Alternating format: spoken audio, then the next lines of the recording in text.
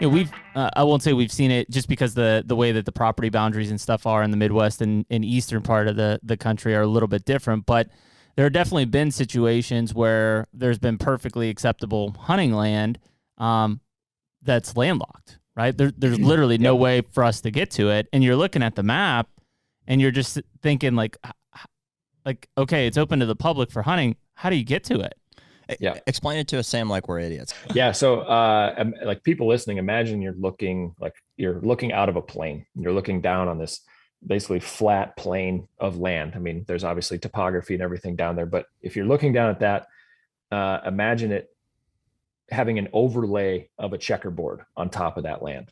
And what happened a long time ago was when the railroad went through, I believe it was, basically the federal government owned massive swaths of land, and they had basically given it to the railroad to build the railroad through these chunks. And I'm going to get this historically wrong because it's been a while. No, we'll act like it's right. It sounds accurate. Yes, so far. You're on so far.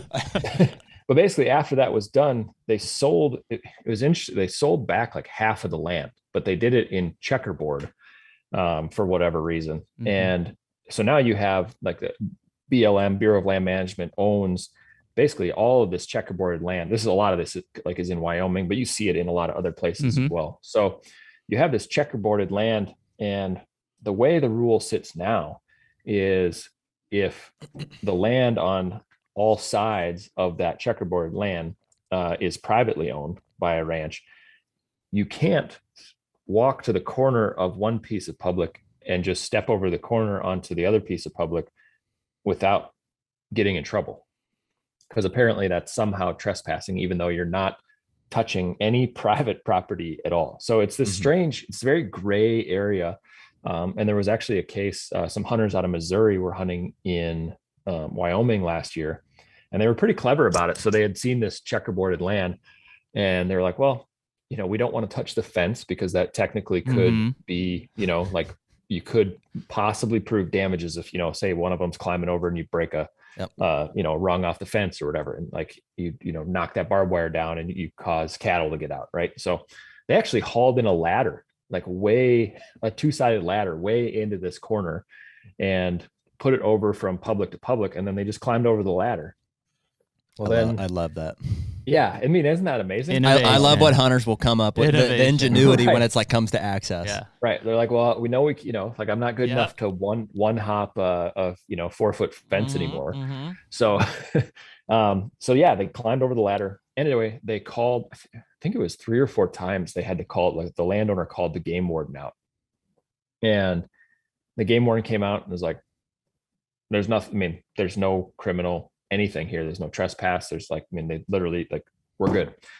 Called them back out and like, no, like took a picture of it, like talked to the guys, like, like good. So, and then had to come back out. I believe it was the state's attorney basically like pushed for criminal trespass, and the guys got charged with criminal trespass. And so now there's this court case, and it's interesting. We donated $5,000 to help cover the legal fees of this case. There was a GoFundMe started by the Wyoming BHA chapter, and we donated to help basically cover the fees, because if that case is won, I mean, it's a state level right now, but it could potentially work in hunters' favor to set precedent, be able to, like down the road, we could have access to millions and millions of acres that are currently landlocked. But the legislative session is going on right now. Millions and millions of acres that are currently landlocked. Yeah. So just federal, I think it was like 9.4 million acres or something like that of landlocked. Oh my word. But what's happening is you have large landowners who own large swaths of the private around these chunks of public. And then, and I'm all for outfitting. I'm all for people making a living in this industry doing those things, but they're outfitting and they're able to run outfitting things on these public lands that we all pay for. Yep. So, it'd be one thing if they were paying taxes on that property, like that they're, they're not. Basically, but they're not, they're keeping away from the public. And so it's all these very weird laws and rules around it.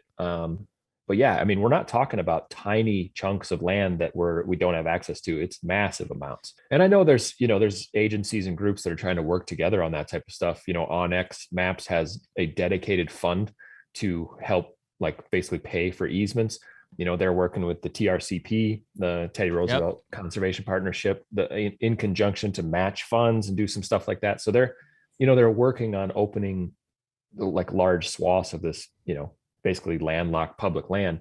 But it's going to take time and a lot of effort and money and legal fees like to make that happen, which is frustrating. Wow.